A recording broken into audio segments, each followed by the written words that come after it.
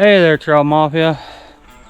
So I know it's been a while since you heard from me. I had a lot going on in the background, and I had a lot of off-camera work to get done with this. But that being said, she's finally done. Took a long time, a lot of hours, but I finally got it done. Had a lot of little test sessions because I was doing suspension tuning on it. But I finally got it done, and today I'm going to show you what all got done to it. So we'll get to it here in 1 second.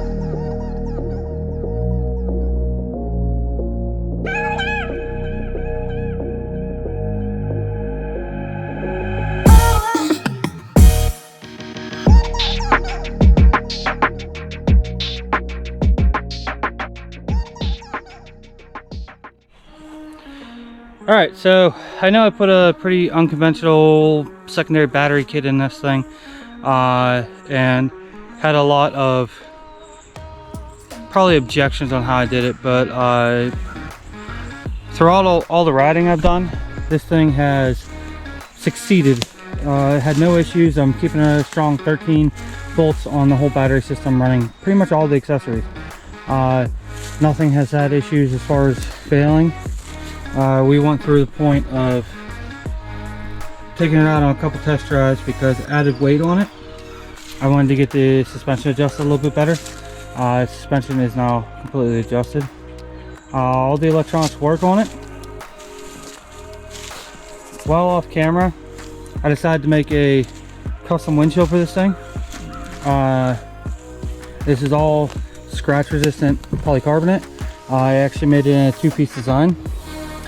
Can't see it there, but it's actually two pieces, and it's made so that I can take the top part off the machine and switch to a half windshield, or run without that at all, and the bottom part stays with the machine. I got the front pods on it, they're wired in. The LED light bars put in, that's a 42-inch I believe. The whole custom stereo system is in this thing, and it works phenomenal. I have cameras wired up now. I got front and rear cameras, front here, you can see the rear right behind it, right here. Rear speakers on it as well, on top of the pods. LED whips on it. These whips have Kanemoto's roll bar brackets for it. I highly suggest these things. They make it super easy to mount your whips any orientation, any way you want, and they're very easy to take off and on. And then it allows you to have the angled rake back that you want, so that whenever you're going through trees and stuff, you're not ripping your whips off by having them straight up and down. Basket you guys have seen, it has been secured on there. I have yet to use the basket for anything, but I'm planning on a couple trips where we might want to take some more stuff. Since all this is done, I ended up redoing the rear storage, and I ended up putting some Milwaukee packouts on here. I already have, this is a Kohler. I already have this one set up with all the stuff that was out of the ammo can. This one down here I had to modify a little bit to clear our rear bumper here, but it clears pretty well. And I'm just using a standard plastic packout plate that I cut to fit, so that I'm able to get the radiator shroud off without having to pull the plate off, so the plate can stay on there, so the toolbox will slide off, and then it's good to go. Top toolbox is set, can pull off at any time. The bottom toolbox is pretty much stationary. I can pull the 2 bolts out of the rear and just give it enough room to click that out. I got rear lights set up on this as well, and I also have these customized stock seats. I got pass-throughs put in them so I can run the 4-point harnesses. I have heated seats in both passenger and driver side.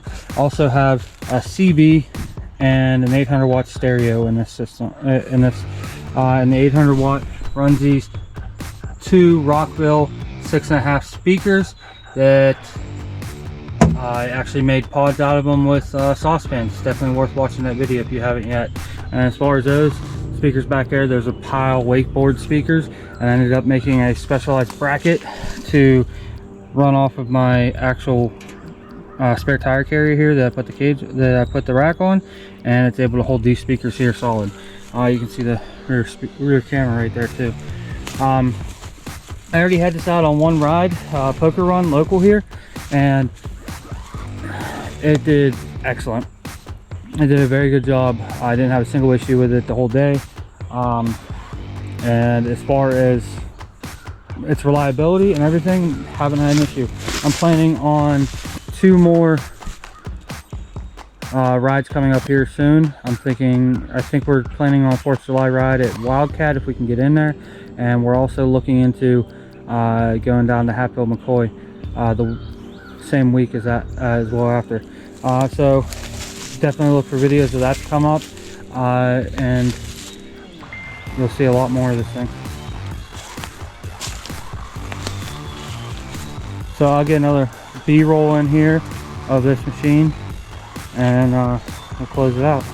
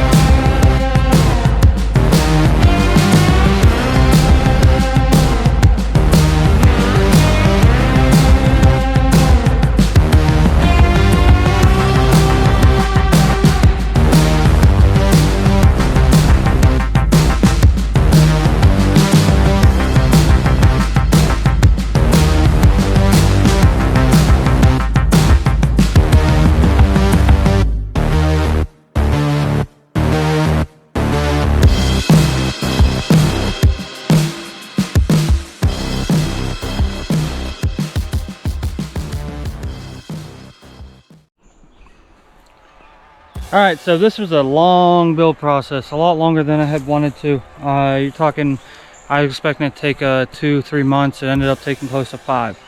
I've had some time to take us out and do some test riding with it, and I feel like she's good to go on some bigger trips. So there will be some bigger trips coming up with this in the very, very near future. Planning on actually taking it out here very soon.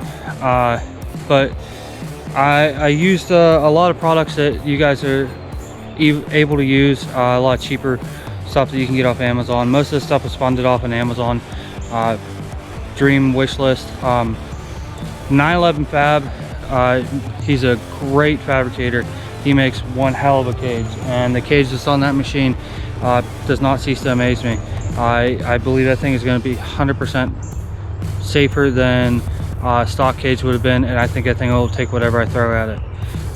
But as far as that goes, aux beam was a lot of the main wiring, and nylite. A lot of the components that I used as far as lights were nylite and aux beam. The 6-panel gang panel was aux beam, as well as the front headlight or front light bar. The 2 smaller light bars up on the pods in the front and the rear are nylite. And as far as all the wiring, I just bought wire that I could buy off. I actually bought a 700-foot trailer wiring setup, and ended up getting 7 100-foot rolls, and I probably used half of that with the total wiring. Everything was Deutsch connected. I used quality Deutsch connectors off of Amazon that I got. Don't want to go crazy buying stuff like that. And they all worked great. It took a little bit of a learning curve to get it to a point where it was good, but I was able to get it perfect. So everything's Deutsch connected, everything has a wiring harness, it's loomed up, everything's run where it needs to go. And I have dual NOCO lithium-ion batteries underneath my seat that are able to put out 1,000 amps. I have them running in series, so they're piggybacking off of that. I'm also running a lithium-ion secondary battery kit that is piggybacking off my battery and using the stock stator to recharge those batteries. All of my accessories, with the exception of my winch, are running off of these auxiliary battery system. My winch is the only thing running off of the main power system. The only reason I did that was because of the draw. I thought it would kill the lithium-ion battery. So I ended up, a lot of stuff I didn't do on camera, like I have a wireless winch receiver on this now, and I put a new contact in for my winch because of that, and I now have that wired up, and it's the same routine for that. If you want to know how I did wiring, you should watch the videos that I did on that. They're not really in depth, it's just trying to show you a general outlay of that. I can get into some more in-depth wiring if that's something you guys want. So that being said, I am extremely happy with how this build turned out.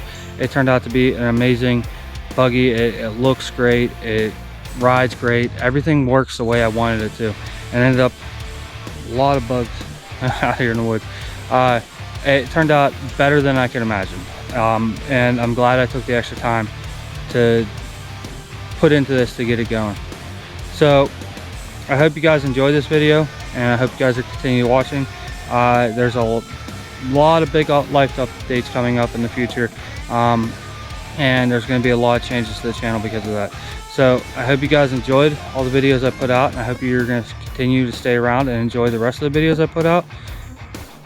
So at that point, I'm going to end it, and I hope you guys have a wonderful day.